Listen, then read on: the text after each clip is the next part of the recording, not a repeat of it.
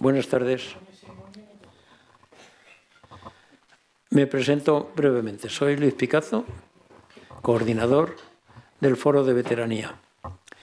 El Foro de Veteranía es un grupo donde estamos reunidos en este momento 220 colegiados y colegiadas de más de 62 años.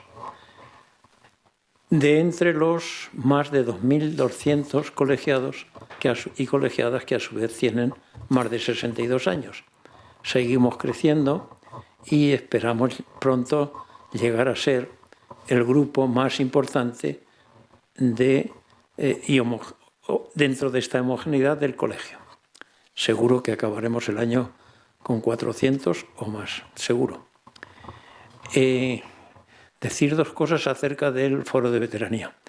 El Foro de Veteranía no es una novedad en el colegio, puesto que lleva ya 12 años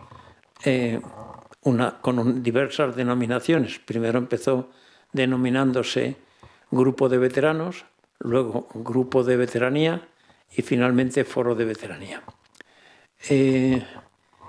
En octubre del 23, la Junta de Gobierno aprobó un documento muy extenso en el que había una larga introducción en base a declaración de motivos en virtud de los cuales se denominaba Foro de Veteranía y se mencionaban bases recogidas de la Organización Mundial de la Salud, de la Unión Europea, del Gobierno, el Estado español, más que el Gobierno del Estado español, y las comunidades autónomas.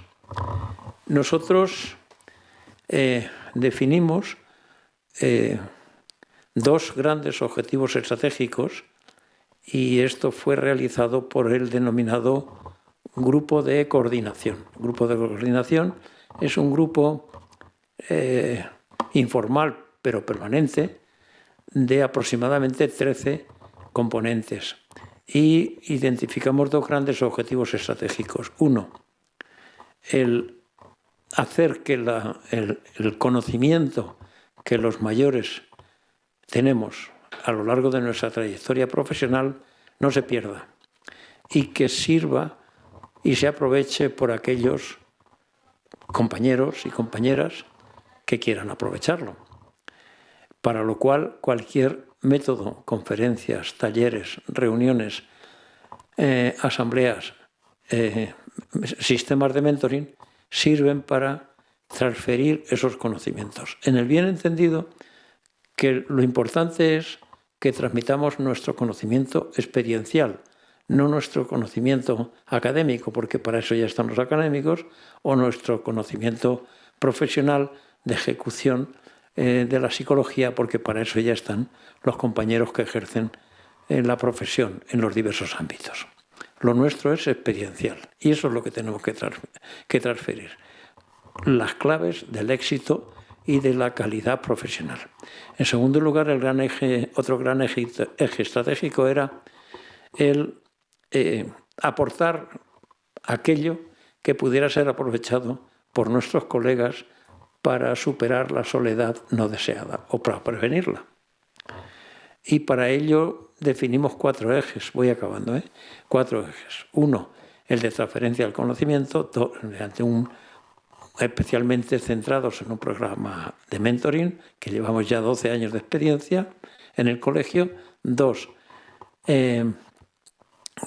luchar contra el edadismo, o por lo menos trabajar para que el edadismo sea rechazado. 3, hacer lo posible en el colegio para dar las claves de identificar deterioros cognitivos tempranos, ¿vale? Y 4, hacer lo posible para que quien lo necesite pueda superar la soledad no deseada. Lo dejo para el final como eje estratégico porque es el tema que nos va a ocupar en esta sesión. Yo pedí a Esther y a su compañera, Marta, que eran las dos digamos, sobre las que pivotó, más Cristina Noriega, Gemma Pérez y Esther Camacho, y no sé quién otra, había otra más, creo recordar, no, erais 4, vale, que nos dieran una conferencia acerca del estudio que habían realizado en el 2023, creo recordar, que se publicó sobre la soledad no deseada en la Comunidad de Madrid. Ella me preguntaba qué línea de exposición seguía y le dije, mira, siéntete cómoda y siéntete entre compañeros. Vamos a grabar la sesión con el fin de que aquellos que no han podido venir, que son muchos, pues puedan escucharla conectándose al sistema de grabaciones de conferencias del colegio. Esther tienen un grupo de buen trato para las personas mayores, y yo me gustaría decir ya desde aquí que este podría ser el comienzo de una excelente relación con el grupo, y hay algún grupo más trabajando en el ámbito de los mayores, y yo creo que el Foro de Veteranía no debe a su vez desaprovechar los conocimientos profesionales y el entusiasmo que ellos tienen en este ámbito de las personas mayores. Pero no quiero comerme más tiempo. Esther, bueno, pues lógicamente es psicóloga y tiene una larga trayectoria en los temas de residencias de mayores, en proyectos, en neuropsicología, etcétera, etcétera, pero que sea ella quien nos lo cuente. Y lo que sí le he pedido, a su vez, es que este estudio, que no es ninguna tontería, que es un estudio espectacular y referenciado con reseñas bibliográficas y con investigación, pues nos hable de él. Y sobre todo y también nos diga en qué cosas podríamos que se le ocurra, aunque sean improvisaciones, que no creo porque lo tienes muy trabajado, y que podamos tomar nota para desarrollarlo en un futuro inmediato. Esther, adelante. Muchísimas gracias, Luis. Para mí es un placer estar aquí hoy con vosotras, con vosotros, y creo que es un granito del grupo de Buen Trato esta conexión con el Foro de Veteranía, este foro de 220 personas, 220 psicólogos y psicólogas con una experiencia increíble. La verdad que hoy estoy aquí un poco nerviosa de estar con vosotros, porque sois los veteranos, o sea, tenéis unas grandes trayectorias. En nuestro grupo, pues algunos son miembros de vuestro grupo, pero también muchos habéis sido nuestros profesores y profesoras, así que bueno, tremenda la experiencia, y como dice Luis, que ha sido un placer conocerle como coordinador de este foro que lo impulsa desde hace tantos años, y que creemos que es una oportunidad para unir esos lazos. Creo que desde nuestro grupo tenemos mucho que aprovechar y que aprender de vosotras y de vosotros. Y por nuestra parte, pues nuestras ganas de hacer cosas, de estar allí, de seguir trabajando para la psicología, ¿no? Y para la psicología, especialmente de esta generación, que es la que nos apasiona, yo creo que a las personas que en general formamos este grupo. Así que gracias por la invitación de estar aquí hoy. Pues os voy a hablar de este estudio. Es un estudio que se realizó entre los años 2021 y 2022, ¿vale? Es un estudio en el que no colaboré yo sola, sino que lo hicimos varias personas, como decía Luis, efectivamente. Pues participó Cristina Noriega, Gemma Pérez Rojo, Marta Yabona y yo, Esther Camacho. Este estudio es un estudio que surge desde una comprensión por parte de la Comunidad de Madrid de la necesidad de trabajar acerca de esa soledad no deseada, ¿no? Estábamos viendo ya desde hace tiempo, ahora es verdad que actualmente en el 2025 la soledad es un tema que se está trabajando muchísimo, que han salido muchísimos proyectos. Hay ministerios también ya de la soledad. Bueno, ya estaban en la época en la que se hizo este estudio, pero que actualmente ya tiene un poquito más de voz, ¿no? Vuestro propio grupo de veteranía pues ha tomado esa palabra, yo creo que previamente incluso al estudio, y han empezado a trabajar para tratar esa soledad no deseada. Y es que esta soledad, como vemos, tiene unas repercusiones bastante importantes en la calidad de vida de la persona, en su bienestar, en su calidad de disfrute, inclusive en su salud física y en su participación comunitaria, que es una de las actividades importantes, ¿no? Por la que el grupo de veteranía también tiene ese peso y tiene esa relevancia, porque pretende favorecer que las personas sigan participando dentro de su rol, dentro de todo lo que pueden aportar con su experiencia y también por ser personas. Entonces, pues digamos que de alguna forma este estudio engloba muy bien lo que trabaja vuestro foro. Así que bueno, se veía eso, que la soledad era un problema pues bastante serio, que tenía esos impactos y que estaba siendo bastante relevante como para dedicarle un tiempo y un estudio. Así que se decidió hacer un estudio para poder reflexionar sobre lo que era esa soledad, cuáles eran sus causas, sus consecuencias y cómo se podía trabajar, cómo se iba a prevenir y qué se estaba haciendo actualmente, ¿vale? Porque en ese momento, ya como os comento, ya había bastantes cosas hechas, pero no en el contexto de la Comunidad de Madrid. Entonces esto fue un paso importante para traerlo, para acercarlo y ver exactamente las necesidades de esta población. Como vemos aquí, cerca de un 25% de la población mayor se siente sola. Un 25% en la Comunidad de Madrid. Entonces es una cifra bastante grande. Es verdad que la soledad es una situación que podemos experimentar y experimentamos. Quien diga que no, quizás es que no ha sido consciente, pero la soledad la experimentamos en todas las etapas de la vida. Pero es muy representativo y muy importante que ese 25% de la población mayor la esté viviendo. Y hay que, pues, medirlo, ¿no? Hay que saber por qué está pasando, qué estamos haciendo para prevenirlo y cuando ocurre, porque, como os decía, es normal que ocurra, ¿qué vamos a hacer? Aparte vemos que hay muchas personas que viven solas. Y esas personas que viven solas vamos a ver cómo se va aumentando esa soledad. Sabéis que ese factor de vivir solo con los años se va aumentando, ¿no? Va cambiando un poco la sociedad, vamos cambiando nuestra estructura y nos vamos encontrando así, además de la longevidad, ¿no? que se incrementa. Entonces, pues ese era un poco el contexto de inicio. Por una parte veíamos que esa soledad era muy negativa, cómo afectaba a las personas, y veíamos que era necesario conocer esos factores que estaban relacionándose. Así que en este momento la Comunidad de Madrid decide pues que va a desarrollar una red de instituciones y de entidades profesionales para para paliar esa soledad no deseada. Esto se decide en noviembre de 2021 y se desarrolla un simposio y unas jornadas de trabajo en red. Paralelamente, se empieza a hacer el estudio con el Colegio Oficial de la Psicología, ¿no? Que como entidad referente en la comunidad era pues, quien tenía que realizarlo. Tuve la suerte de estar entre el grupo de profesionales que trabajaron en ello, pero el apoyo del colegio pues, fue fundamental para que este estudio se hiciese y que se tomase en cuenta datos de personas reales de la Comunidad de Madrid, no personas también de otros territorios. Bueno, lo que se quería conocer era ese impacto de la soledad y las mejores estrategias que se estaban desarrollando.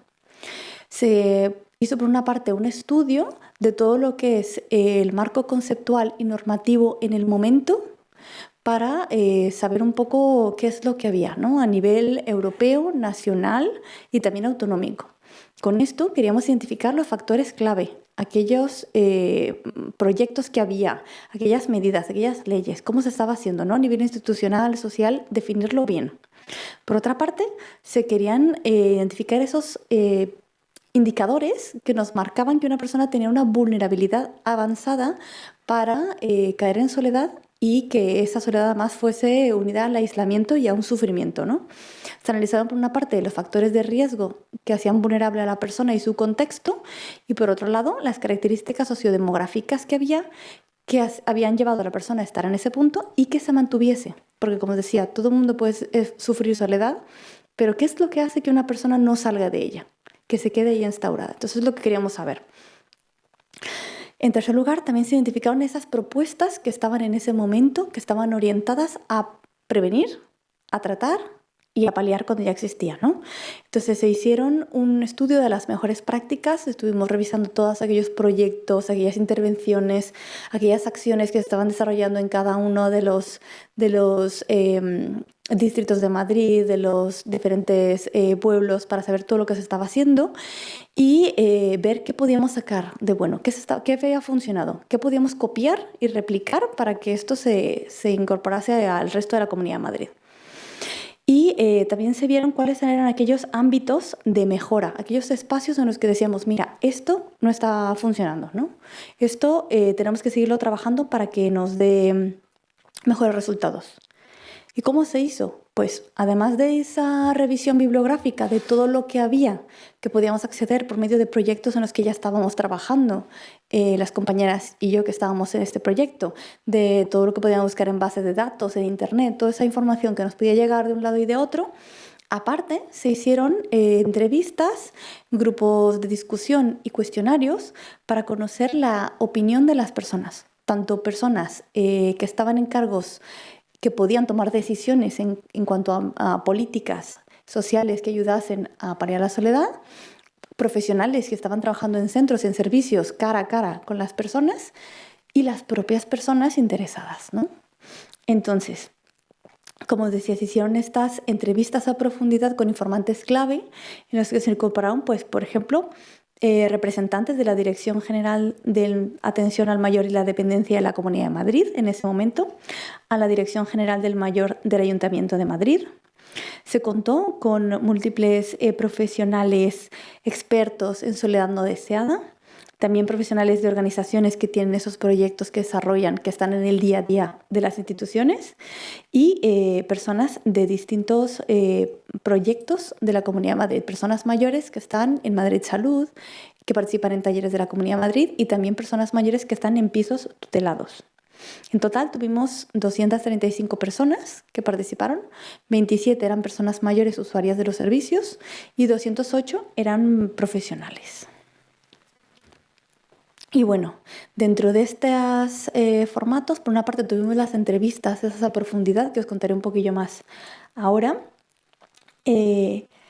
Tuvimos también esos grupos de discusión con profesionales especializados y tuvimos un cuestionario con profesionales de los municipios de la Comunidad de Madrid, ¿vale? Este cuestionario fue interesante porque se hizo con profesionales de 179 municipios de la Comunidad de Madrid y en esos cuestionarios se les preguntó sobre esos déficits, esas cosas que no estaban funcionando, esos espacios de mejora para poder organizarlo mejor. También se estudiaron los recursos, cuáles eran los que eran más importantes, cuáles tenían mayores beneficios, qué se veía que estaba funcionando a final de cuentas, es lo que queríamos saber. Y también se vieron cuáles eran esos factores más relevantes para que una persona sufriese soledad y cuáles eran más protectores para que esa persona pudiera salir de ellos, ¿no? Entonces fueron cuestionarios que fueron bastante interesantes. Coincidía esto ya es un comentario más personal mío, pero coincidía cuando hacíamos estos cuestionarios en que nos dábamos cuenta de que había muchos recursos, pero los recursos no estaban conectados. Teníamos un problema de que había muchos talleres de tecnologías, muchos talleres de memoria, muchos talleres de lo que sea, de cultura. Las personas sabían que estaban, pero luego no se conectaban. No había unión entre uno y otro para que las personas se conociesen, para que hubiesen momentos, espacios de convivir, que al final es lo que queremos, ¿no? Para paliar la soledad, ¿qué queremos? Pues aprovechar momentos en los que pueda yo reunirme con otra persona, charlar, hablar de lo que estamos haciendo en el taller como excusa y poder hacer amistades. Pues eso es lo que no estaba. Y estábamos además duplicando muchísimos servicios, con lo que eso repercute en los recursos. Al final estábamos gastando el doble cuando un solo taller se podría, una vez que se ha pagado la construcción de ese taller y se podía entrenar a otros profesionales para que lo diesen, se estaban replicando una y otra vez, ¿no? Estas entrevistas también se hicieron en grupos focales, a ver, creo que esta es... No, bueno, para atrás. En grupos de discusión con personas mayores. Y qué sorpresa, nos decían lo mismo. Nos decían que había muchos recursos, pero que no les llegaba la información, que no estaban conectados, que era muy difícil conseguir plaza para participar. Y cuando les preguntábamos qué era lo importante para que una persona saliese de la soledad, nosotros como profesionales teníamos quizás una visión, ¿no? Un poco de que nosotros veníamos a salvar, a ayudar, que nosotros podíamos hacer cosas directamente para cambiarlo. Y lo que nos decían era que realmente también estaba en las personas. Eso no lo habíamos pensado, en esa capacidad de la propia persona que tenía que ver con la personalidad. Recuerdo mucho uno de los grupos, ¿no? Una señora nos comentaba, claro, es que hay personas que ven que están mal y se quedan mirando a la pared. En cambio, hay otras personas que tienen una personalidad ya por sí resiliente, que cuando hay un problema, un duelo, has perdido a tu pareja, tus hijos se han enfermado, tienes el COVID, por ejemplo, que ha pasado, y esas personas salían adelante. Decían, aunque no tenga ganas, me animo y me voy al taller. Salgo a la clase de yoga, salgo al taller de memoria, salgo a esto, a aquello, ¿no? A socializar, a final de cuentas. Entonces, eso fue uno de los grandes aprendizajes. Por una parte, que tanto la parte de las organizaciones como de las propias personas mayores, sabíamos que estaban mal conectados los servicios. Y otra fue el descubrimiento como profesionales de que las propias personas también tienen que participar, también tienen que hablar. Fijaos qué cosa más extraña, ¿no? No haberlo tenido en cuenta a las propias personas, que también su personalidad les importa y que también hay que trabajarlo y motivarlos, decirles, oye, ¿te encuentras mal? Pues vamos a hacer algo desde dentro, ¿no? Bueno, este estudio tuvo un enfoque mixto. Por una parte tuvimos datos cuantitativos con esas encuestas, escalas, y también tuvimos datos cualitativos con esos testimonios, las entrevistas, los grupos focales. Al final lo que nos dimos cuenta es que faltaban muchos datos en cuanto a lo cualitativo. Los datos, las investigaciones que suele haber sobre soledad tienen muchos datos del número de personas que están solas, el número de personas que viven solas, el número de personas que piden estas ayudas o recursos, ¿no? Cuando se encuentran en aislamiento. Pero no se les suele preguntar a la gente. Y creo que eso es importante, preguntar, ¿no? Escuchar a la persona, saber qué te está pasando y por qué te está pasando, qué crees que necesitas. Entonces creo que ese estudio en ese sentido tuvo esa bondad que nos permitió de alguna forma quitarnos ese sombrero de expertas, de expertos, y mirar a las propias personas y preguntarles. Bueno, en cuanto a la metodología del estudio, pues eso, tuvimos a personas mayores de 65 años.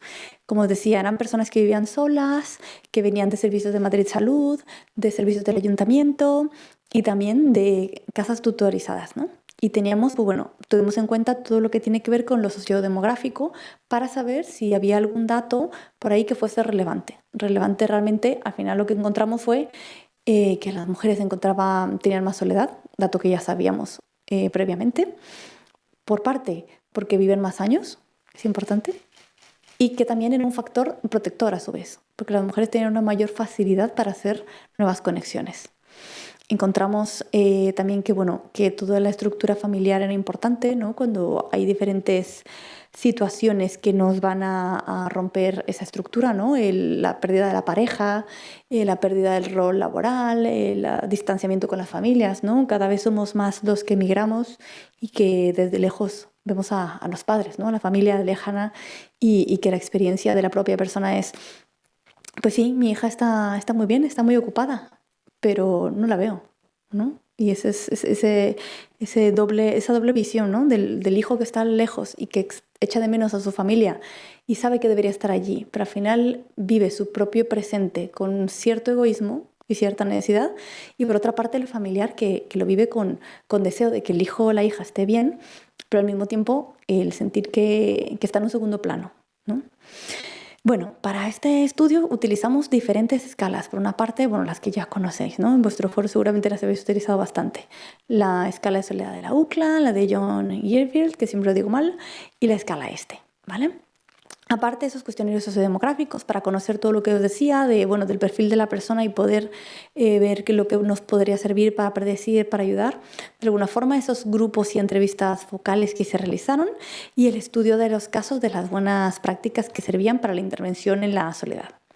En cuanto al estudio, pues tuvimos estas fases, ¿no? Primero hicimos la revisión bibliográfica de toda la documentación, una recopilación de esos datos, analizamos los datos y elaboramos ese informe.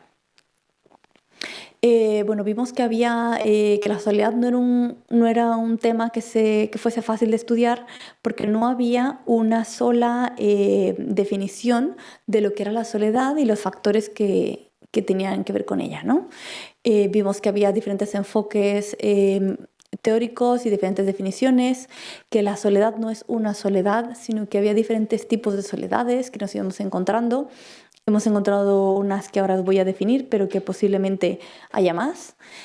También vimos la dificultad para reconocer esa propia soledad por parte de las personas mayores, ya que la soledad tiene asociado un estigma. Todos y todas hemos sentido soledad, estoy segura. Pero ¿quién se atreve a comentar, me siento sola, me siento solo? Siempre tiene que haber algún factor desencadenante, alguna situación suficientemente dura para que tengas que decirlo y pedir esa ayuda, ¿no? Y a pesar de que es una emoción pues bastante habitual, ¿no? Pero no la solemos expresar, un sentimiento. Y bueno, también había un enfoque cognitivo de esa soledad, ¿no? De cómo se interpretaba, qué tiene que pasar para que yo diga que estoy sola. O sea, cuál es el punto a partir del cual lo digo, ¿no? Además tenemos esos efectos negativos, como ese dolor emocional, esa desesperanza, esa inseguridad, esa sensación de abandono y de pérdida del sentido de la vida, que es muy importante, ¿no? Encontramos que entre esos tipos de soledad tenemos esa falta de rol que tenemos cuando, por ejemplo, dejamos nuestra profesión, o cuando nuestra pareja, que éramos cuidadores de nuestra pareja, fallece, o cuando lo que hacíamos por lo que sea desaparece, ¿no? Aquí vemos esos componentes, ¿no? De esta soledad que conocemos. En una parte cognitiva, de cómo interpretamos, el ideal en mi mente de cómo tienen que ser mis relaciones.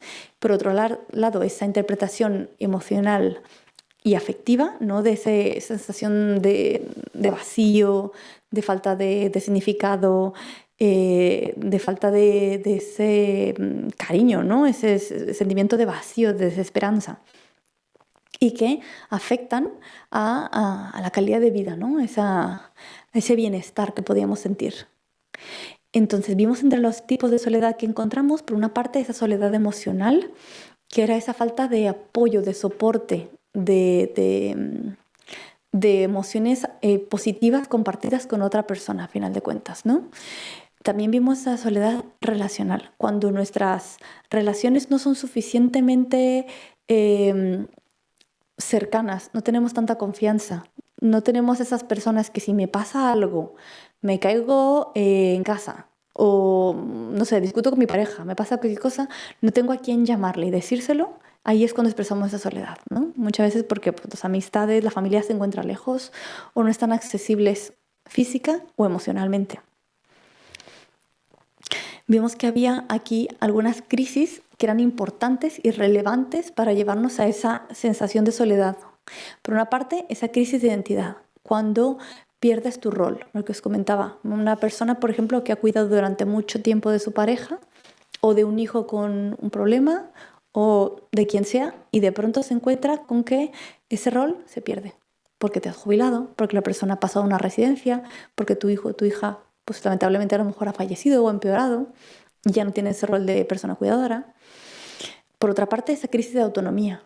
Con el tiempo pues, vamos viendo esa pérdida de capacidades que a veces nos pueden afectar, que a lo mejor pues, puedes disfrutar mucho de la sociabilidad con tus amigos, con tus amigas, pero si de pronto te falla el oído y no hay nada que puedas hacer, o te falla la vista y no hay nada que puedas hacer, pues dejas de desarrollar esas actividades, porque sientes que ya no puedes encajar de la misma manera. Por otra parte, esa crisis de la pertenencia, ¿no? Cuando ves que ya no tienes una responsabilidad, no tienes un rol concreto, que es el que estabas desarrollando, y que de alguna forma ya no tienes esa familia con la que comes los domingos, ya no tienes esos compañeros de trabajo con los que inclusive te peleabas, pero por lo menos era un entretenimiento, ¿no? Tenías ya la pelea con la secretaria o con el jefe o con tal, de pronto ya ese espacio ya no está. Y bueno, decíamos que la soledad era difícil de tratar y de interpretar porque era una experiencia subjetiva y que era difícil, ¿no? De englobarlo y entender exactamente qué es lo que estaba pasando. Por otra parte tenemos ese aislamiento que sí que era objetivo, que ahí es donde vemos que hay ciertas detecciones, ciertos sensores que nos pueden servir. Por ejemplo, cuando una persona deja de ir a los talleres, cuando una persona de pronto participaba en talleres de memoria, participaba en el grupo de cultura y de pronto deja de ir. Ahí es donde podemos detectar que a esa persona le está pasando algo, ¿no? Ahí es donde figuras importantes como ahora la gestión de casos nos puede ayudar a detectar que una persona está sufriendo aislamiento. Ha pasado al siguiente nivel, por así decirlo. Y vimos que había algunas características que podían ser diferentes en cada caso. Por ejemplo, no era lo mismo estar solo, vivir solo, porque tú querías vivir sola, solo, porque disfrutabas de tu espacio, porque en este momento de tu vida ya no querías a una persona más en tu casa, porque te sentías bien así. Y otra era la experiencia subjetiva de sentirse en soledad, ¿no? De tener falta de una compañía significativa.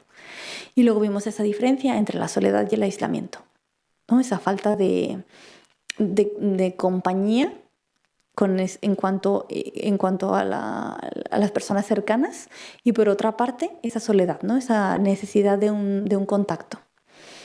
Vimos que la soledad tenía diferentes clasificaciones, ¿vale? Según los estudios en la revisión bibliográfica. Había soledad social, esa pérdida de los roles que decíamos, la emocional que tenía que ver con los vínculos, y la colectiva, ¿no? Cuando ya no nos sentimos que formamos parte de una red social. También había clasificaciones de la soledad de Jung según el tipo de su duración. Por una parte estaba la pasajera, ¿no? Que momentos puntuales que todos experimentamos, que a veces decimos, pues mira, qué soledad en este momento, pero que sabemos que es un tiempo pues que pasa, ¿no? Por ejemplo, si haces un viaje y viajas solo, pues experimentas este tipo de soledad. La situacional, que tiene que ver con un momento concreto, tu vida, cuando te vas a estudiar fuera, cuando te cambias de trabajo, cuando te mudas y de repente ves que no conoces a nadie en el barrio, pero es por una situación que ha ocurrido. Y la crónica, cuando pasan más de 2 años en este caso, según la clasificación de Jung, y que vemos que es la que afecta a la calidad de vida, cuando la persona pues no recupera esas redes que debería tener, ¿no? Por una parte vimos que esos tipos de soledades iban a experimentar según la personalidad que tenía la persona que lo sufría, que podría ser transitoria o leve, o en otros casos podría ser continua y profunda, según el nivel de sufrimiento. Y os voy a leer algunos comentarios reales que nos expresaban pues, personas de estos grupos focales, y que creo que son tesoros porque se han quedado allí reflejados en el informe. Los podéis buscar en el informe, los tenéis por aquí escritos en azul. Y creo que son esos comentarios que realmente llegan, ¿no? Porque son el relato directamente real de la persona. Leo por ejemplo, de una persona de una asociación de personas mayores. Dice, la soledad física es sencilla de definir. Estás solo, en tu casa y ya está. Lo que pasa es que no siempre esa soledad es consecuencia de que te veas solo de verdad, que no tengas familia. Puedes tener familia, pero está ocupada. Tienes sus obligaciones. Van a verte una vez cada 15 días, una vez al mes.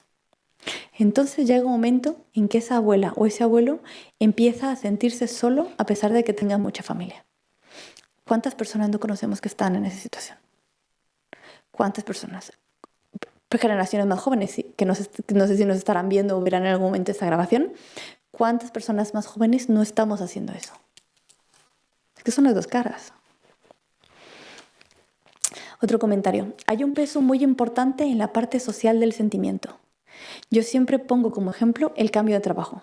Es un espacio nuevo, a un grupo nuevo y tal. Y ese grupo nos sentimos excluidos, ¿no? Pues tampoco te permite movilizar los recursos. O sea, que no solo depende de ti, depende mucho del entorno en el que estás. Esta es una profesional de coordinación de programas de personas mayores, por ejemplo. Otro comentario real de una asociación de personas mayores, y dice, también puedes estar en mitad de una familia y sentirte solo, porque cuando tú estás en familia y dices cualquier cosa y te responden, no abuelo, eso es de tus tiempos, a la tercera vez que te dicen, oye, no, eso no es de ahora, eso es que tú entiendes esto ahora, tú te callas, tú te quedas callado en esa reunión rodeado de familia y te sientes absolutamente solo. Aquí nos están hablando también de esa invalidación, ¿no? Tus comentarios, tus opiniones ya no valen porque pertenecen a otro momento en el que tú te has quedado y no estás en el momento presente. Esto creo que son frases que como sociedad nos tienen que hacer un poco pensar, y también en cuanto a cómo comunicamos, ¿no? A las personas, porque también esto nos va a llevar a entender qué es lo que nos está fallando. Leo el último comentario y este es también de un profesional de coordinación de programas para personas mayores. A las 7 de la tarde o a las 8 de la tarde, su único pensamiento son las peliculitas pequeñas que ponen en la televisión. No hay nada más en el mundo, no hay nada en la televisión que le guste. Y tiene 13 canales o 15. A partir de un determinado momento, no hay más en lo que pensar. Es un pensamiento bastante reduccionista, ¿no? De la visión de las personas. No hay nada más que le interese. Vale, pues a lo mejor hay que buscar maneras de interesarle. Y también me retrae a ese comentario de las propias personas mayores del grupo focal. La personalidad de la persona pesa en la soledad. La persona también tiene que ser consciente de su capacidad de actuar. Bueno, voy a hablaros de los factores de riesgo. Creo que me estoy alargando mucho, así que voy a intentar ser breve, ¿vale? Perdonad. Y os lo cuento así, más cortito. Pues bueno, como sabemos, España es uno de los países con mayor envejecimiento. En concreto, en Madrid la población mayor es del 18,33 y que esto se irá alargando con los años, ¿no? Sabemos que tenemos casi 2.600 personas centenarias en la Comunidad de Madrid. Así que bueno, Madrid tiene unos datos importantes como para empezar a cuidar estos factores de riesgo. Por una parte, lo que vimos, lo que salió de todas estas revisiones bibliográficas de grupos focales y de cuestionarios, era lo siguiente, que había unos factores internos que eran personales, físicos y psicológicos. Por una parte, a mayor edad, pues más fácil era que la persona hubiese perdido esos roles que tenía en la familia, en la sociedad. El sexo. En cuanto a mujeres, lo que os decía, vivimos más años, es más fácil que nos quedemos viudas. Además, si generacionalmente, pues las mujeres buscaban a maridos mayores. Eso ya va cambiando con el tiempo, pero actualmente pues ocurre eso, ¿no? Siempre hay una diferencia de años, 1 o 2 años por lo menos, y hasta 10, 15 años de diferencia. Problemas de salud que encontramos también como el deterioro cognitivo, las enfermedades crónicas, las capacidades, la pérdida de capacidad, la discapacidad.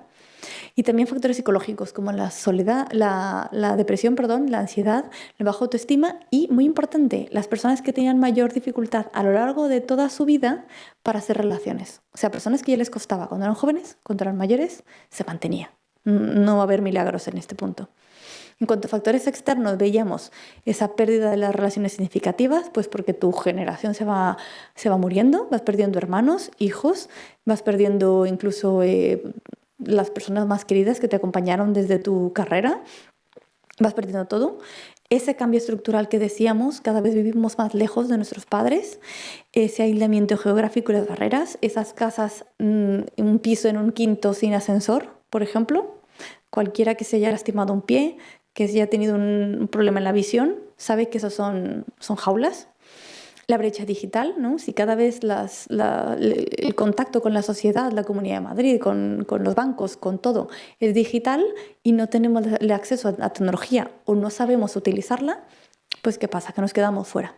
Y por otra parte el edadismo, el propio edadismo que hace que no se piense en que los programas, en que los servicios sean accesibles para todas las personas y no se les incluye desde la promoción, desde la planificación y por lo tanto pues no están invitadas, básicamente. Luego hay otros eventos que son precipitantes de esta soledad, ¿no? Pues la jubilación, si no la preparamos con tiempo, si no hemos pensado en ella, si ha sido un tema que hemos pensado que, bueno, ya me iré de crucero y no hemos pensado en que llegaría y que sería un periodo largo, pues vamos a encontrar que va a ser un riesgo elevado. Por otra parte, se ha habido dado la separación, ¿no? Muchas veces decidimos que ese matrimonio, esa pareja no funciona y lo hacemos en esta edad. Y es un paso muy valiente que pocas personas toman, pero que es difícil, pero que a lo mejor es necesario, pero que nos lleva a una reorganización de nuestra vida. Ese deterioro de la salud, tanto cognitiva como física, y también ese cambio de residencia. Si de pronto ahora me tengo que ir para estar más cerca de mis hijos, o me tengo que mudar a un cohousing, a un centro residencial, o a una casa más accesible, pues a lo mejor pierdo a mis vecinas de toda la vida, que han estado conmigo desde que llegué allí, desde que tuve mis hijos, desde que tuve aquel problema, y que eran mis mejores amigas. Y bueno, esa discordancia, ¿no?, que siempre hay entre las relaciones deseadas y las relaciones reales. Y bueno, aquí tenemos un pequeño resumen, un esquema que lo tenéis también en el estudio sobre estos factores precipitantes, cómo nos llevan a esa experiencia, ¿no? De cómo interpretamos todo lo que nos pasa, sumado a todo lo que nos ha podido pasar, que han sido esto que hemos nombrado, ¿no? Las características de la persona, su situación, esas normas culturales, ese edadismo que puede estar jugando ahí, ¿no? A que no te atrevas a salir, a que no te atrevas a hacer cosas nuevas, que estés allí. Y cómo va a ser con esa interpretación que vivamos la experiencia de soledad. Y bueno, entre los factores de riesgo tenemos este pequeño resumen, ¿no? Variables sociodemográficas que tienen que ver con la persona, pues eso, el sexo, la edad, el que la persona se encontró en este estudio que las personas con un menor nivel de estudios y estatus socioeconómico tienen un mayor riesgo de la soledad, porque tenían menos facilidad, menos recursos para salir de ella, para actuar. Digamos que si una persona ha vivido en una situación un poco más privilegiada, ve el mundo de una forma más fácil. No tiene esa sensación de que todo le va a costar, de que no va a poder acceder, no va a poder pagarse un gimnasio, por ejemplo, para empezar a socializar, no va a poder pagarse un viaje para irse con sus amigas. Todo esto va a pesar, ¿no? Y bueno, el hecho de vivir en pareja o no, los hogares unipersonales o vivir en una residencia, en una institución que también va a pesar para la soledad, y las diferencias que hay entre el entorno rural y urbano, ¿no? En cuanto a factores psicológicos, encontramos eso, los problemas previos que hubiese de autoestima, de depresión, de ansiedad, esas dificultades para conectar con otras personas, esas experiencias vitales tempranas negativas, ¿no? Que nos llevan a experimentar que yo no soy buena presentándome a la gente, yo no soy buena haciendo amistades, ¿no? Pues ya se queda ahí dentro de la persona. Los factores de salud y de autonomía que los hemos mencionado, ¿no? Si no puedo escuchar a mis compañeras, pues ya no voy a la clase. Si no puedo ver las cartas, ya no voy a jugar a las cartas. Al final de cuentas eso nos pesa, ¿no? Si voy al Prado y me canso y me duele la espalda una barbaridad, pues dejo de ir. Interacciones sociales, también veíamos ese tamaño de red, ese nivel de personas a las que puedes llamar, ese número de personas con las que quedas y te sabes su vida y te saben tu vida y te preguntan cuando te ven. Pues también si ese grupo ha sido reducido, pues en este momento más, ¿no? Y los obstáculos y barreras que podamos tener en esa interacción. En cuanto a factores de protección, lo que salió de las encuestas fue esto, por parte de los profesionales. Por una parte, lo más importante, el factor mayor de protección que se detectaba por parte de los profesionales eran esas relaciones con la familia. Familias cercanas, unidas, que estaban pendientes, que sí, tengo trabajo, tengo familia, tengo mis cosas, pero yo llamo a mi madre. Sí, tengo todo eso, pero yo voy a verte los fines de semana. Yo estoy ahí. Si me necesitas, me llamas y estoy. Eso era un factor muy protector. Y por otra parte, ese entorno saludable de cuidado y protección. Personas que vivían en una comunidad que facilitaba, que tenía cerca recursos, que tenían vecinos, que tenían pues diferentes protecciones. No estaban en un barrio peligroso, en una quinta planta sin ascensor. Se sentían a gusto saliendo a su calle, ¿no? A estar fuera, a salir al parque, a hablar con la vecina, con los vecinos. Al final, todos esos eran los dos principales factores que podían proteger a una persona.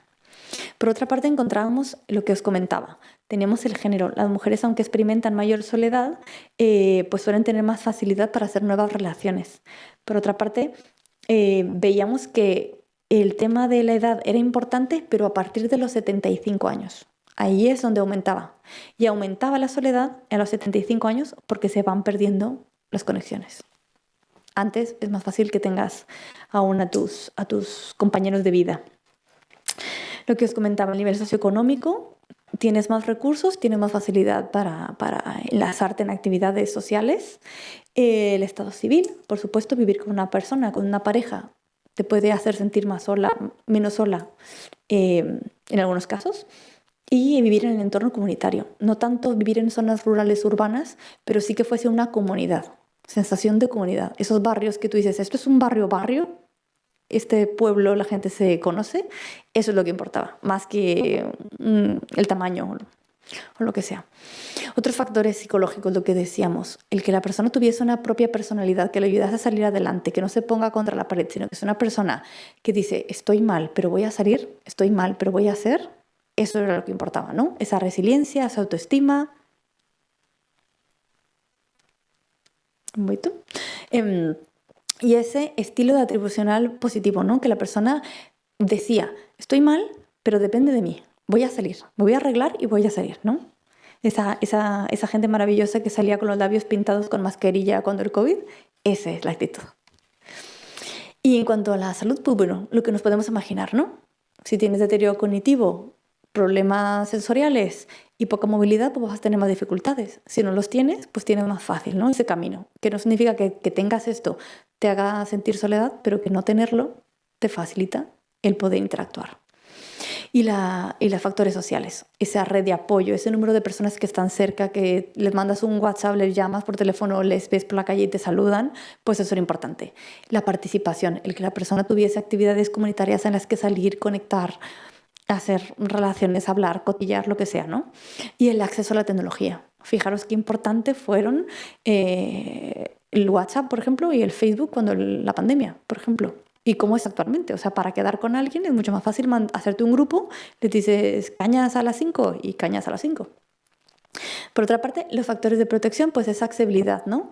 Esa accesibilidad física y también social que podemos encontrar en cuanto al transporte, que podamos movernos. Y si yo vivo en Alcorcón y mis amigas están en Villalba, pues si hay un transporte que yo puedo utilizar, que sea accesible para mí, para mis capacidades, pues me va a facilitar o no.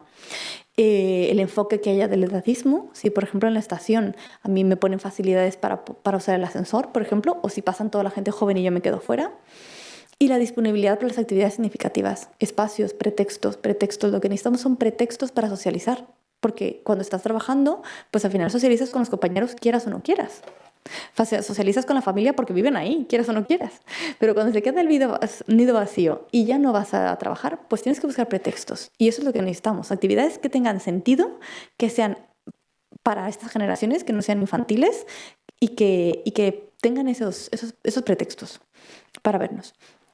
Y bueno, como un pequeño resumen, factores de protección, tener una red social y comunitaria que te apoye, programas de envejecimiento activo, o sea, programas que vayan previniendo lo que va a venir, programas que te ayuden a que cuando ya estás en la jubilación tengas actividades para activarte. O sea, al final de cuentas, lo importante es que cuando llegues a mayor no pienses aquí se acabó, sino que tengas un plan de futuro. Que digas, a partir de aquí, ¿qué sueños y qué metas no he podido cumplir y quién va a serme de trampolín para alcanzarlas? El uso de la tecnología para esas conexiones y para todo, porque tú te puedes sacar los billetes del teatro más baratos si los usas por internet que si los compras en la taquilla, por ejemplo. Y la participación en actividades intergeneracionales. Eso porque también ayuda a que de alguna forma se piense en todas las generaciones, que hace más accesible y que compartir entre generaciones siempre enriquece. Bueno, como consecuencias de ese aislamiento, tenemos esta clasificación de la OMS, que la tenéis en el estudio, que podéis verla. No me detengo a explicarla porque es larga, pero bueno, era lo que hemos dicho ya, ¿no? Las condiciones de salud, factores metabólicos y de riesgo, la capacidad intrínseca que tiene la persona y otros que había, ¿no? Como el coste económico y capacidad de situaciones sociales complicadas. En cuanto a los efectos adversos de la salud, hay uno que se repite siempre, que son las enfermedades cardiovasculares, que lo hemos encontrado en casi todos los artículos, pero que también es un poco debatido, ¿vale? Os lo tengo que decir, porque hay gente que no le gusta que se incorpore el tema de lo cardiovascular, porque sí que tiene que ver con esa ansiedad, con esa depresión, pero que siempre se mete allí, ¿no? Es un poco... Bueno, hay otros riesgos como el síndrome metabólico, de la glucosa, el colesterol, que tiene asociado obviamente al cortisol, ¿no? Ese malestar, esa ansiedad que tiene la persona, deterioro del sistema inmunológico, esa mortalidad prematura, también por falta de acceso a recursos. Cuando estás solo tienes más dificultad para acceder a recursos. Y los malos hábitos de salud, esto es verdad. Cuando no tienes motivos o pretextos para salir a la calle, también te cuidas menos. Tiendes a estar más hacia adentro, más sedentario. Si fumas, pues fumas más. Ese aumento del alcohol, la mala alimentación, la peor calidad del sueño. Yo creo que todos lo hemos experimentado y todos, ¿no? Cuando hemos estado resfriados, cuando hemos estado en el COVID, si no tienes un pretexto para salir, te cuidas menos. Y ese impacto, por supuesto, psicológico y emocional. Ese aumento en los trastornos mentales, pues le das más vueltas a la cabeza y es más fácil que caigas en depresión, en ansiedad, en un estrés crónico. Los pensamientos suicidas, que pueden estar allí, que están siendo un grupo importante en las personas mayores. El deterioro cognitivo y la demencia, la falta de esa estimulación. Sabéis que uno de los mayores caramelitos para el cerebro es la sociabilidad, Si tú te puedes ir a un taller de memoria y hacer 40 palabras que empiecen con F, pero va a ser mucho más eficiente que te vayas con tus amigas y hables de cuando ibais a la universidad, de cuando trabajabais en tal oficina, porque al final eso es lo que quiere el cerebro, sociabilidad, memoria y contexto. Pues eso va a ser mucho más potente. Y por otra parte, pues esa baja autoestima y desesperanza. Si ves que no entras en los grupos, si ves que te quedas afuera, pues eso te va a afectar en la autoestima. En cuanto a las consecuencias sociales, tenemos ese aislamiento progresivo que va a más hasta llevarnos a ese aislamiento, que ese aislamiento es cuando la persona ya no tiene conexiones, cuando la persona ya no habla con nadie. Esas ocasiones en las que las personas te dicen, eres la primera persona con la que hablo en 3 días. Que dices, se te hace el corazón pequeño, ¿no? Que dices, madre mía. Una mayor dependencia de los servicios sanitarios. Vamos más, cuando nos sentimos solas, vamos más al médico, porque al final es una persona que te escucha, el farmacéutico, el médico, es una persona que ve tus males, que se asegura de que estás bien, también por eso socializamos. Y también un impacto en la cohesión social, ¿no? Ese tejido comunitario se debilita, y si se debilita, vemos cómo las personas mayores se vuelven invisibles, cómo dejan de participar, dejan de ir a los foros y decir, oye, yo quiero esto, mira esto que es importante para mi generación, para mí, pues vemos que se pierde ese. Por otra parte, hay otro coste, obviamente económico y sanitario, como siempre, pues eso, vamos más al médico, vamos más a urgencias, porque necesitamos que alguien vea que existimos, básicamente, y eso tiene un coste. Y hay un aumento en el gasto público, ¿no? Como por ejemplo en Reino Unido, que siempre hablan de unos 10 millones de personas al año por la soledad.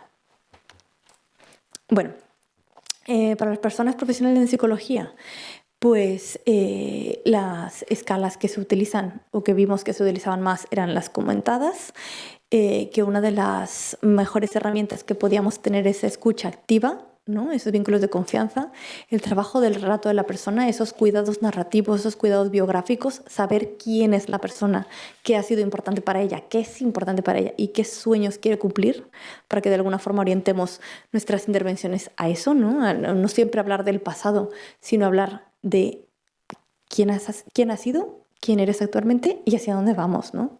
Con esa mirada de futuro. El diseño de programas que tengan en cuenta lo social, lo emocional, lo comunitario y el enfoque del buen trato, por supuesto. Ese enfoque de cómo podemos tratar a la persona, evitando ese maltrato, siendo conscientes de los derechos, del valor que tiene la persona y cómo podemos intervenir para que todas las políticas, todo lo que sale de productos, todo lo que sale de actividades, de talleres, tenga esa mirada del buen trato hacia las personas. Y ese respeto a la autonomía, ese respeto a decidir por parte de las personas, independientemente de su capacidad, de su situación y de su edad. En cuanto a políticas, pues hay diferentes niveles. En cuanto al nivel internacional, tenemos de la OMS, pues lo que se ha hecho en los últimos años, ¿no? El diseño del envejecimiento saludable, las estrategias del plan de acción de las comunidades en el envejecimiento y la salud, las campañas mundiales contra el edadismo, la promoción de la participación social y el acceso a la tecnología. En la Unión Europea, la Carta de Derechos, la promoción de derechos humanos de las personas mayores, la protección y promoción de participación social en la vejez, la incorporación de la lucha contra la soledad en la Agenda 2030, que sabéis que tiene mucho peso y hay muchos proyectos Next Generation ahora trabajando en este mismo punto. En cuanto a lo estatal, autonómico y local en España, pues el conocido Libro Blanco del Envejecimiento, la estrategia contra la soledad no deseada, las iniciativas autonómicas que destacan la de Castilla y León, que están haciendo bastantes medidas, Murcia, la de Andalucía, de la soledad, del plan de soledad estratégico, y la de Madrid, esta red que se hizo regional de atención a las personas mayores en soledad no deseada. Y en cuanto a Madrid, pues los programas de sensibilización que existen, las estrategias para detectar y paliar esta soledad en mayores, y que dentro de esta red pues siguen habiendo formaciones, como sabéis, formaciones para profesionales en cuanto a la soledad. Son gratuitas y las van lanzando cada mes. Para la población mayor, pues ¿qué podemos recomendar? Pues una promoción en actividades comunitarias, que haya más acciones que estén conectadas, que si yo quiero aprender de WhatsApp o de ordenadores, que lo tenga varias, un solo sitio donde informarme de dónde están los talleres y cuál me viene mejor a qué hora. Reforzar esas amistades y esa familia, ¿no? Desde la propia persona, como una tarea que nos ponemos a nosotras mismas, nosotros mismos. Fomentar ese voluntariado porque es una actividad que te beneficia a ti, beneficia a otros y que aparte está reforzada, digamos que a nivel social también está te impulsa para que lo sigas haciendo. Y el uso de la tecnología. Aunque no podemos obligar a la gente a tener dispositivos, a pagar internet y luego aparte aprender a hacerlo, tener esas herramientas te va a facilitar bastante la vida. Entonces es como una recomendación. Nunca tiene que ser exigible, pero sí que es un beneficio. En cuanto a las intervenciones de la Comunidad de Madrid, algunos de los ejemplos que encontramos pues era esta red de soledad, los programas de voluntariado y acompañamiento, espacios de socialización que se tienen en centros de día y residencias, que por fin estos centros están abriéndose a la comunidad. Ya poco a poco hay una exposición de pintura que se hace en la residencia, que si el fisio tal, en la residencia, que si va a haber una fiesta de la comunidad, en la residencia, ¿no? Al final hay que abrir estos espacios. Es una plaza más del pueblo. Y experiencias intergeneracionales que se están desarrollando y que llevan unos años que tienen empuje, ¿no? Para que vayan saliendo.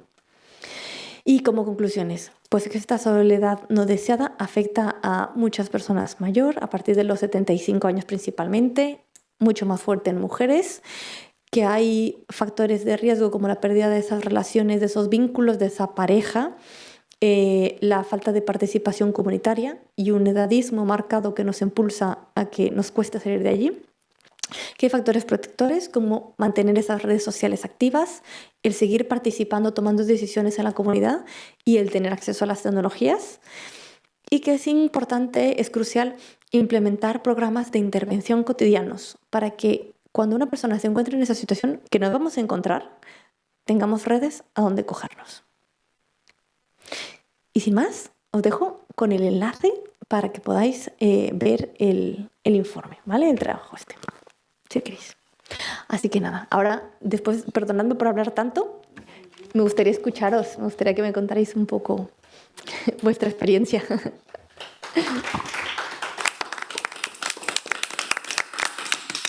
Después de este tratado, la verdad es que no podemos quedarnos impasibles. Hay cantidad de sugerencias posibles, que a mí se me ocurren un montón, pero bueno, prefiero que antes alguien diga algo por ahí. ¿Se os ocurre decir algo acerca de lo escuchado? Sed buenas y buenos.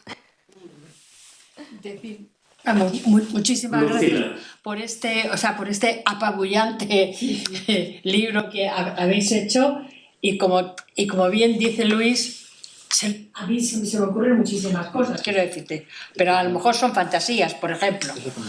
Desde muy jóvenes a la gente hay que irla entrenando en variables psicológicas que luego tienen que ver con el envejecimiento activo, por ejemplo.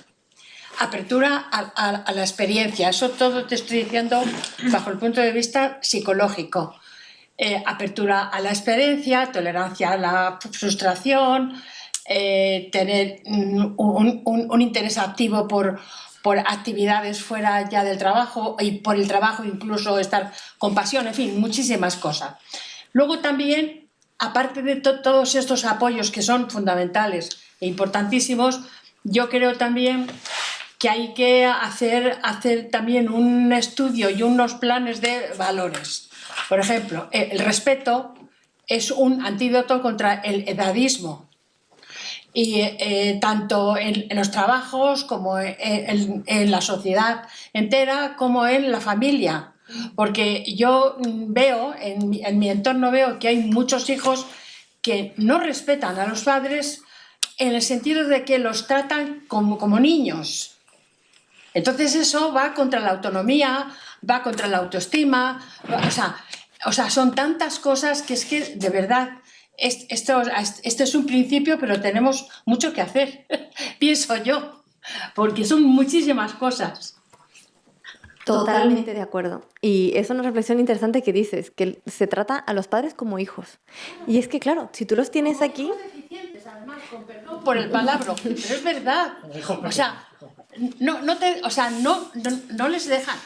Aquí, por supuesto, vamos. Y los profesionales también. Tampoco. El cariño. Y los médicos, como cuenta siempre Luis, cuando vas al médico, o sea, yo por eso, o sea, pero todas estas cosas de el respeto es un valor. Es un valor. Y entonces, o sea, parece como que la palabra valor produce rechazo y es todo lo contrario. porque son las metas que nos vamos poniendo día a día. Entonces, o sea, a mí, cuando tú dices cosas que se nos ocurren muchísimas, entonces es imposible, pero vamos, muchísimas gracias por este apabullante Al contrario. exposición que has hecho. Supongo que está el libro aquí en el colegio, o sea, que es el libro que se puede sacar y leer, claro. No, Es un informe y se hicieron algunas copias, pero no sé si están disponibles. Sería cuestión de preguntarlo. Sí, está. Todo lo que se edita en el colegio está. No, pero en papel no está. No, pero Está en formato online. digital. En el Online. código QR Online. lo podéis sacar. En ese sí, lo apuntáis con el teléfono y si no, con el enlace. Sí. Igual, si alguien está interesado, le puedo pasar la presentación, que en esta última parte viene el código. Vale, Tomás. Sí, una cosita, la presentación se la pasas a Luis. Sí. Mira, me ha llamado la atención el tema del cuidado biográfico, porque muchas personas que empiezan a perder la memoria casi no recuerdan quiénes son. Entonces, en este aspecto se está desarrollando algo para recordar un poco quién soy. En el contexto de este estudio, no había proyectos que trataban la soledad y tal, pero no estaban enfocados tanto a los cuidados narrativos y los cuidados biográficos. Pero es verdad que cada vez más se está mirando hacia ese lado. No sé, Luis tiene algo que comentar también, ahora lo dice, pero cada vez estamos entendiendo que para tratar a la persona desde una atención centrada en la persona, que es donde queremos caminar, tenemos que saber quién es. Y para saber quién es, tenemos que ir un poco en su biografía, tenemos que entenderla, tenemos que saber un poco dónde viene. Y más cuando las personas que llegan a las residencias ahora tienen 85 años en adelante. Y normalmente ingresan cuando ya tienen un problema cognitivo, cuando ya ha pasado algo. Y entonces ahí tenemos que recabar información por medio de la familia para saber quién es. En esa recabar datos. ¿Las familias? Sí. Pues algunas. Tenemos algunos perfiles. Hay familias que sí que te ayudan en las residencias, que te pasan todos los datos y encantadas. En concreto, yo ahora estoy trabajando en una entidad que se dedica, Envita, que se dedica justo a recoger todas esas biografías. Envita. Es una startup que se dedica a todo el cuidado biográfico. Y encontramos personas que lo tienen muy fácil, las familias, para hablar y contar. Pero luego también hay familias que a veces la relación no es la mejor. Y te topas ahí con esa situación de que, pues, o no saben o no quieren meterse a hablar. O hay conflictos añejos. Estas cicatrices previas. Es que terapia a las familias mayores. Yo creo que está bien el estudio que habéis hecho en cuanto a cuáles son las variables que repercuten en la soledad no deseada. Muchos las conocemos, otras no. Pero claro, a mí me surge... todo se trabaja respecto a esa persona, pero a mí me interesa mucho, y sobre todo ahora que ya vamos a entrar más gente, o estamos entrando gente mayoritariamente de una edad de 62, 65 años, y que cada vez va a ser más. Claro, esto no se puede, hay que preverlo. Entonces, a mí la prevención es fundamental. Entonces, no solamente la persona tiene que hacer, tiene que conocerse, sino tiene que haber elementos de autoevaluación previa, de cultura del envejecimiento, que yo posiblemente creo que no la hay, y cuando llegamos nos sorprende. Entonces, cuando uno ya empieza a cubrir los 50, se da cuenta de que empieza un poco a rechazarlo. Pero todo eso tiene que estar estudiado, es decir, no tiene que ser solamente la persona la que vaya encontrando, sino tiene que haber estudios, es decir, tiene que haber cultura de hacia dónde vamos y lo que te puedes encontrar. Y lógicamente la prevención es fundamental. Esto mismo, la soledad hace 30 o 40 años no se daba, porque estaba la familia extensa, que es la que cuidaba de todas esas personas. Y ahora, lógicamente, cada vez menos tenemos más edad y encima cada vez te estás quedando más solo. Al final, aunque tengas mucha familia extensa, al final empieza a quedarse cada vez menos y la soledad empieza a surgir. Quiero decir con esto que también a esas familias hay que también educarlas para que sepan lo que están sintiendo esas otras personas cuando lleguen a esa edad. Yo creo que esos dos elementos son fundamentales. Y por último, no sé si hay diferencias significativas en la soledad cuando estás en un pueblo o estás en una ciudad. en lo positivo y en lo negativo. Se habla de que parece que estar en la ciudad tiene más posibilidades, pero no termino yo de verlo tan claro. Y posiblemente las estrategias pueden cambiar. Bueno, ha habido puntos ahí muy interesantes. Por una parte, lo del tema de prevenirnos. Es verdad que está el envejecimiento saludable que se está promocionando, pero se está haciendo desde un punto en el que se pone toda la responsabilidad en la persona. Hace un año más o menos, como anécdota, estaba en Alemania, en Berlín, con una amiga que es de allí. Y veíamos por el parque un montón de gente mayor haciendo ejercicio, saliendo, haciendo cosas. Digo, oye, eso es maravilloso, toda la gente participa. Pero no veo gente con discapacidad, no veo gente triste, no veo gente... Me dice, porque eso no salen de su casa. Me quedé, esos no salen de su casa, solo salen de gente que está estupenda. Me hizo reflexionar, o sea, al final estamos poniendo mucho peso en la persona y estamos respetando sus derechos, pero no estamos buscando de alguna forma tirar de esa gente que su personalidad le lleva a tener un poco de dificultad. Y creo que ahí estamos los psicólogos. Y en cuanto a lo que decías de las familias, hay que promover el buen trato. La gente tiene que ver la diferencia entre lo que es maltrato, que es simplemente no saludar a un vecino, una vecina, que te puede parecer la cosa más tonta del mundo, pero no decirle buenos días, es un maltrato porque le estás aislando. Cuando dices, es que no te enteras porque no sabes esto, abuelo, ya no estás a estas alturas, entonces no se dan cuenta de que estás haciendo daño. No. Entonces, no es por hacerle daño o marginarle, sino porque no se dan cuenta de esa marginación, que es peor todavía. Nos falta sensibilidad. Sí. Y ahí estamos los psicólogos y las psicólogas para hacerlo. Ahí es nuestra tarea. Los medios, que efectivamente, desde el punto de vista del COP y de otras entidades, no solamente decir, sino poner. Y con cuánto se va a contar. Es decir, igual que uno va al médico, pues también de vez en cuando debería de ir, no sea al psicólogo, pero sí a una persona que le escuchar y decir, oye, tú necesitas esto o lo otro. Y no ir al médico para que le escuche. Claro. Que es lo que estás diciendo. Parece que mantenemos esa dinámica, pero no hacemos nada en cambiar esa dinámica. Pero bueno. Eso es verdad. Y hay que dar todavía trabajo y esfuerzo de la psicología. Yo voy a abusar. Perdona, Mercedes. Sí, gracias, Esther, por lo magníficamente bien que lo has explicado.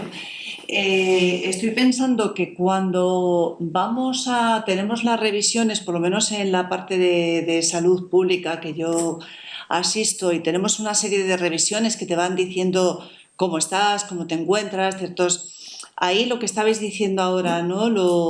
Lo importante que sería la figura de un psicólogo, una psicóloga también, para que te abriera muchas de las cosas que has estado diciendo, ¿no? Para poner esa red en interconexión. Es decir, seguro ahí puede haber psicólogos y trabajadores sociales, también se me ocurre, donde en esas revisiones, porque lo decías, por mal que estés, al médico vas, ¿no? Porque ahí lo necesitas, te escucha, es decir, que es como un apoyo que no va a fallar, pero es un apoyo que, según lo que ya sabemos del envejecimiento, yo creo que se queda corto.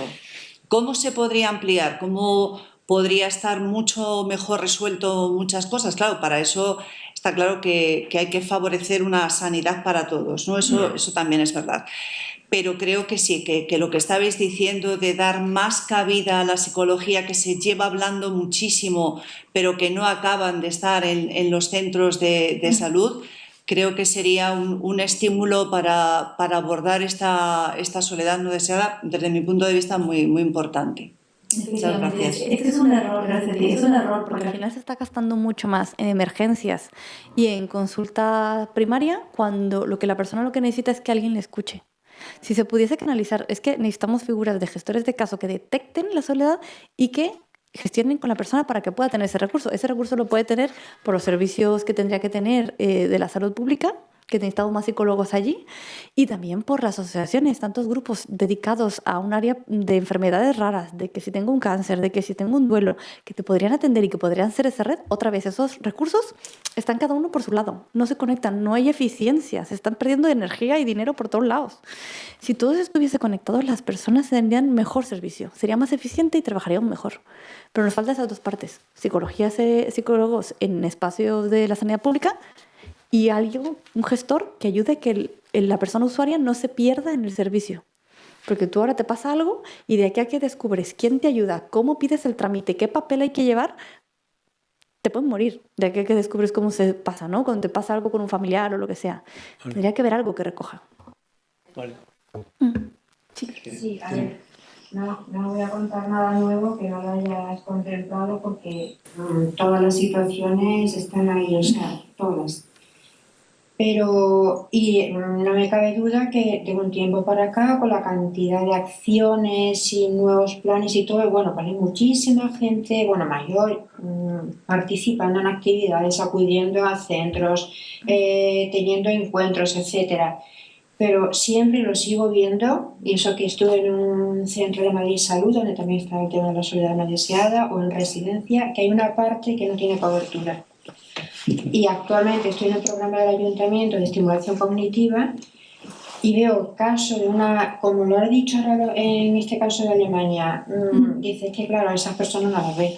Desde un caso de no haber, o sea, red de apoyo cero, porque no hay hijos, no hay ya familia ninguna, son dos hermanos que viven juntos, con una hermana hospitalizada, bueno, red de apoyo cero, con una dificultad tan enorme. Es que sí tengo varios casos, a nivel cognitivo, sensorial y motor, no pueden participar de nada, incluso una señora muy mayor es la que está cuidando sola a su hijo enfermo de cáncer con 50 años. No puedes ir a un centro de día, no puedes participar de actividades. Otra persona que también tiene hijos, pero los hijos están muy distantes, porque otras no tienen hijos, tiene tal, no sé si trastorno o no, pero bueno, como muy depresiva, donde además tú le quieres hablar y ya no entra en razonamiento, te repite, estás en bucles permanentes, porque ¿no? Pues lo que pasa, ¿no? No puedes como hacerle ver, explicarle que tome conciencia y está pues que cada vez se mete más en la cama, cada vez más el desorden de horarios, cada vez come lo que le da la gana o no come y está en otro mundo y sus hijos no ayudan porque están también en otro mundo. Bueno, que veo como una parte donde no hay cobertura con tanta buena intención y haría falta mucho más voluntariado, porque yo el día que vamos al programa a atender a esta persona, es que le cuesta la misma vida despedirnos. Voy con otro compañero, tenemos que ir dos. Y es que es el vínculo. Si es que al final es el vínculo, existo, estoy aquí, mírame. Es que eso es al final todo el ser humano. Y es que se rompe cada vez que vamos a trabajar y trabajamos ejercicio, pero al final es, no os vayáis. Y es una vez a la semana, un día, un ratito a la semana. Porque luego también estamos súper ocupados, hay un montón de obligaciones, de distancia. Entonces yo eso, por más que lo di vuelta, no sé cómo cubrir esas personas que no pueden participar de nada. Hay que ir a sus casas porque no pueden. Sí, y le cuesta la misma vida andar, o sea, quedan cada paso que están a un cuarto de hora, vamos, a 5 minutos de que se caigan y haya que ingresarlos en residencia o piensan en dónde. Y en la residencia que se organizan, he trabajado en ellas, actividades, pero por cada actividad que hay o cada salida que se organiza hay horas y horas y horas y horas aparcados. Y la familia va o nada o poquísimo.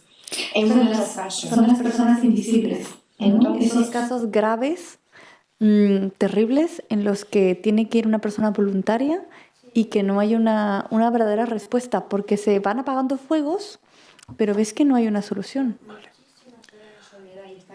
Incluso en residencia. Por eso hay una parte de no cobertura que me encantaría que hubiera, pero... Ahí tendríamos que reunirnos y pensar en soluciones.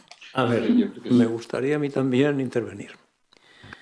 Este acto ha sido organizado, propuesto por el Foro de Veteranía. Como he dicho al principio, somos 2.200. Voy a hablar de puertas para adentro, no de puertas para afuera, que merece toda consideración y respeto, el sistema de salud pública, todo lo que sea.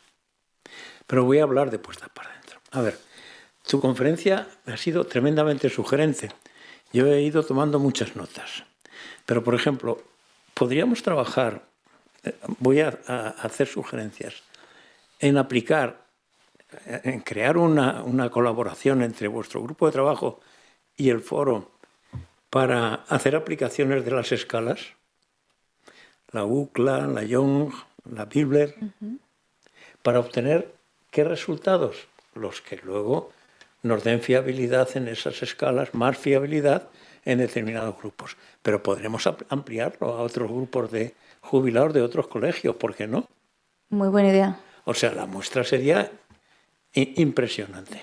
Se necesita dinero, pero he aquí que las comunidades autónomas tienen dinero. Si tú vas con un tesoro que dice, oiga, tengo una muestra de 2.200, esto me cuesta X, ¿me lo financia usted? No, me voy a la caja, a la caja.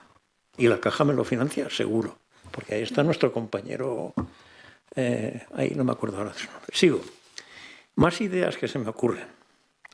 Dices, para prevenir, has mencionado actividades interesantes, acompañamiento, resignificar en el relato las vidas de unos.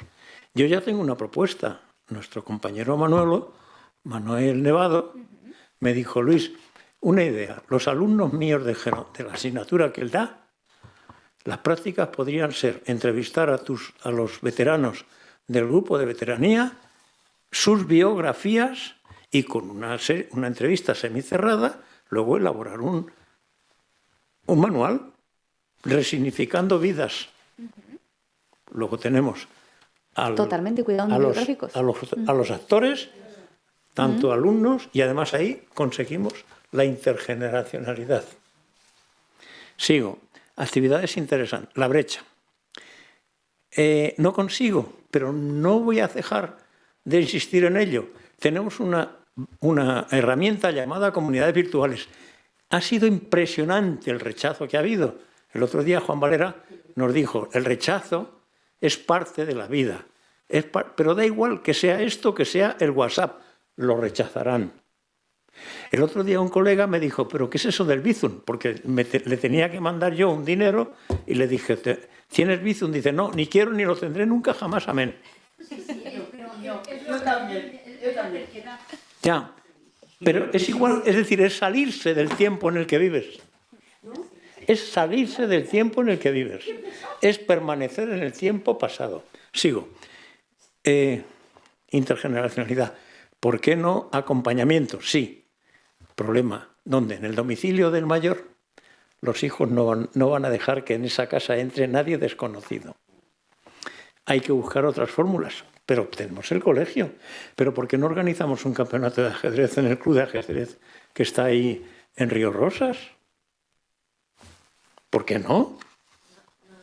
No, pero si da igual. Lo organiza el colegio. Tal. Y así, campeonato de ajedrez. O campeonato de mus, me da lo mismo.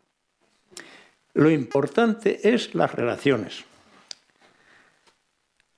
La resignificación de la trayectoria es fenomenal. Campeonatos, ya lo he dicho.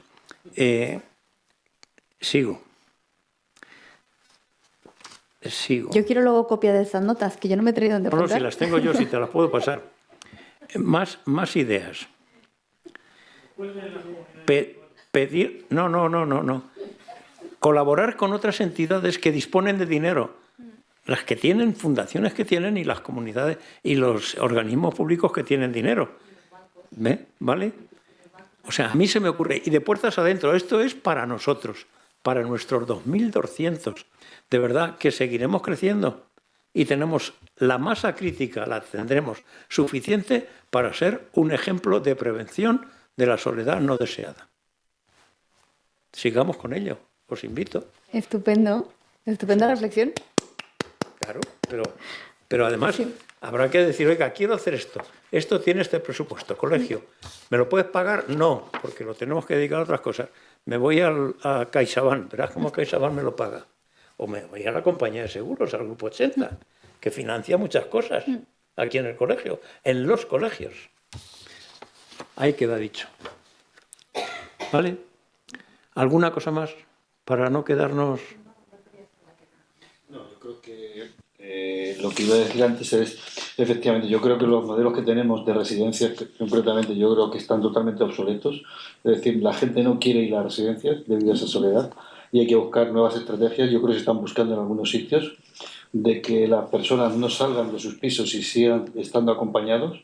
y ahí sí que es importante las nuevas tecnologías para mantenerlos. Eso es fundamental. Pero es que yo lo que veo también es que con este estudio, que está muy bien, la pregunta es ¿a dónde llega? Y qué presupuesto se hace para todas esas necesidades que estamos viendo. Es decir, está bien el estudio, pero ¿qué se hace con ese estudio? Pero yo hablo de puertas adentro. No, ya, pero... Lo que han descubierto, lo que aportan, apliquémoslo aquí hasta donde podamos. Sí. Claro.